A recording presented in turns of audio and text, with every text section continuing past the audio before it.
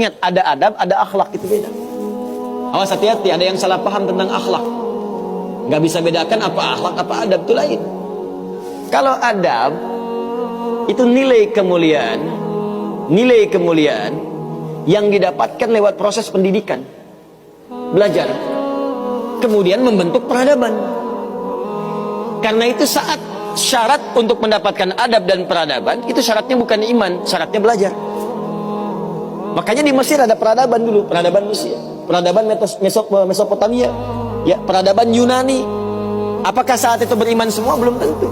Kalau dia mau belajar, dia bisa mendapatkan adab dan bisa membangun peradaban. Makanya banyak orang beradab di Jepang, banyak. Disiplin, ngantri betul, Pak. Jadi kalau benar-benar antum masuk ke tempat gak ngantri, ketahuan antum gak beradab.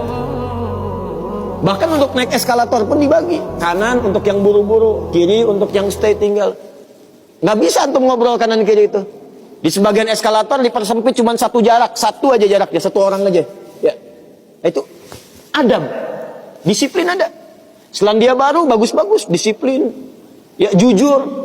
Saya kemarin ke Jepang di Tokyo, itu mau lewat zebra cross, mau nyebrang.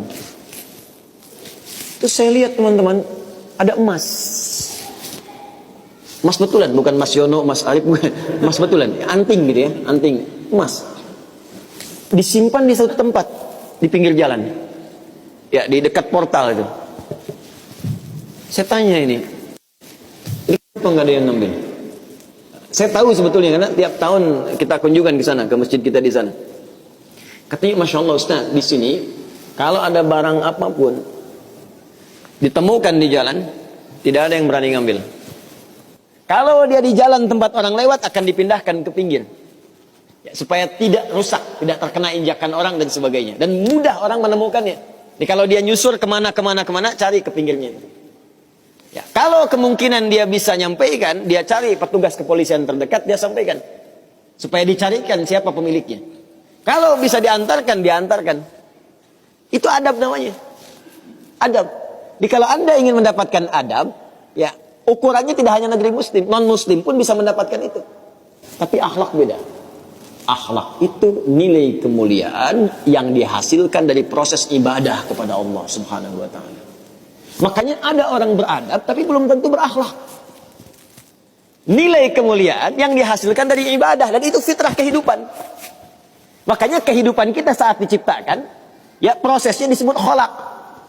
Iqra bismi rabbikal ladzi khalaq, proses penciptaannya. Yang menciptakan disebut Khaliq. Quran surah tadi Quran surah 96 ayat 1, sekarang Quran surah 15 ayat 28. Wa in qala rabbuka lil malaikati inni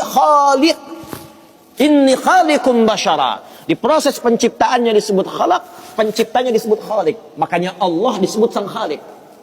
Kita makhluk. Bentuknya bisa jin, ya, bisa manusia, bisa hewan. Makanya saat disebutkan jin dan manusia menggunakan khalaq. Wa ma khalaqtul jinna wal insa illa liya'budun. Karakter itu, ya, karakter kemanusiaan kita, fitrah kita hidup. Kalau ingin mulia, maka diharuskan ibadah, liya'budun, ibadah. Supaya apa? Mendapatkan akhlak. Akhlak senapas dengan khuluq. Kalau sudah terkumpul pada diri kita, berubah jadi khuluq. Itu yang disebut surat Al-Qalam ketika memuji Nabi SAW. Wa innaka la'ala khuluqin azim. Bagaimana Nabi mendapatkan khuluq? Ibadah, dengan meningkatkan takwa kepada Allah Subhanahu wa ta'ala. Makanya diminta kita sholat, diminta kita puasa, baca Al-Quran supaya punya akhlak. Apa diantara akhlak itu nilai kemuliaannya? Maaf, bukan sekedar disiplin, bukan sekedar jujur, lebih tinggi daripada itu. Bagaimana meninggalkan semua yang tidak baik, khamar tidak baik, zina tidak baik. Hati-hati, zina nggak bagus, khamar tak bagus. Siapapun di muka bumi, mohon maaf, sekalipun pelakunya pasti akan menolak zina. Ya, pezina dengan pezina menikah, yang satu selingkuh dengan yang lain, pasti dia akan katakan kamu selingkuh, padahal dia zina juga. Silakan cek, mabuk sama khamar, makanya dalam Islam khamar dilarang. Karena itu ketika Anda sholat, tujuannya apa? Membentuk akhlak. Apa diantaranya? Quran surah ke-29 ayat 45. Utlu ma uhya ilaika minal kitab wa aqimis shalah innas sholata tanha anil fahsya'i wal munkar. Fahsya itu perilaku buruk dari syahwat.